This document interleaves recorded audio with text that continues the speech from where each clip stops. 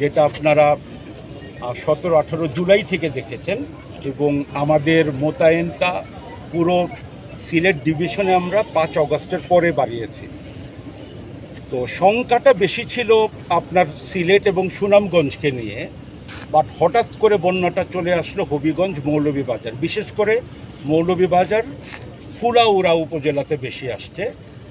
But পরিস্থিতি যেটা দেখলাম গত 2 দিন পর আজকের কথা বলে পানি অনেক নেমে গিয়েছে, সংখ্যা নাই যদি পানি আর না বাড়ে। হবিগঞ্জে খোয়াই নদীর যে বাঁধটা ছিল ওই বাঁধটা ভেঙে যেতে পারতো, বাট পানি নর্মাল লেভেলে চলে আসছে। এখন ফোকাসটা আমাদের ফুলাউড়াকে নিয়ে। এই উপজেলাতে আপনারা জানেন 33,000 বা 35,000 মতো লোক আছে। আমরা সেনাবাহিনী, আমাদের সিভিল প্রশাসন এবং ছাত্র সমন্বয়ক যারা স্বেচ্ছাসেবক হিসেবে কাজ করছে, সবার সহযোগিতায় প্রত্যক্ষ পরোক্ষভাবে 9,000-এর মতো লোককে আমরা পানি থেকে উদ্ধার করে ল্যান্ডে নিয়ে আসছি।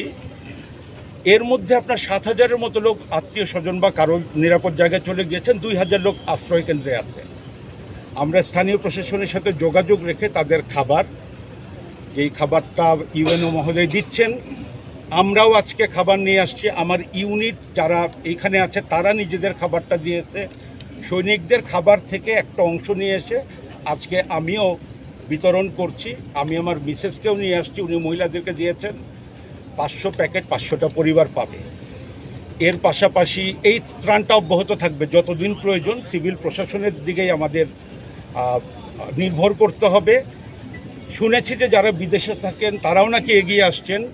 আমি স্থানীয় ইউনিয়ন পরিষদ চেয়ারম্যান এবং ইউএনও মহোদয়কে বলেছি যে এটা আপনারা সমন্বিত একটা উদ্যোগ নিয়ে করেন, যাতে যার প্রয়োজন সেই এই ত্রাণটা পায়।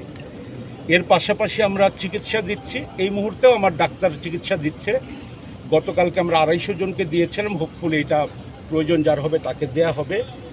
ইভাকুয়েশন প্রয়োজন হলে চলতে থাকবে।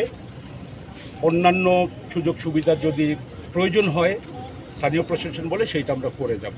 বাট সব কিছুর মূলে হচ্ছে সবসময় সেনাবাহিনী জনগণের কাছে ছিল, এবং আমরাও আমাদের সম্মানিত সেনাবাহিনী প্রধানের নির্দেশে আমাদের যে চলমান মোতায়েনটা ছিল এর অতিরিক্ত হিসেবে বন্যা দুর্গতদের পাশে দাঁড়ানোর জন্য দাঁড়িয়েছি এবং আমাদের কাজটা করে যাচ্ছি।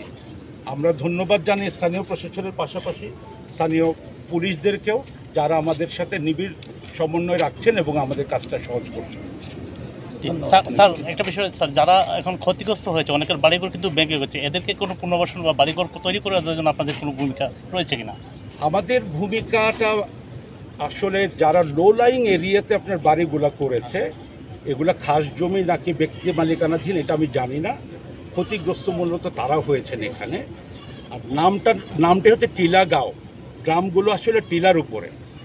তো যারা উপরে করেছেন তারা ক্ষতিগ্রস্ত হন নাই। হাউএভার নিজে থাকেন যে তাদেরও তো পুনর্বাসন লাগবে। এই সামগ্রীগুলো, নির্মাণ সামগ্রীগুলো আমি বিশ্বাস করি যে বেসামরিক প্রশাসনের মাধ্যমে আসবে। আমাদের সৈনিক, আমাদের অফিসাররা এগুলো যাতে কোয়ালিটি মেনটেন করে তৈরি করা যায় এইটা আমরা সুপারভাইজ করব, এবং যেই লোকেরটা হওয়া দরকার সেই লোকেরটা যাতে হয় সেইটা আমরা এনশিওর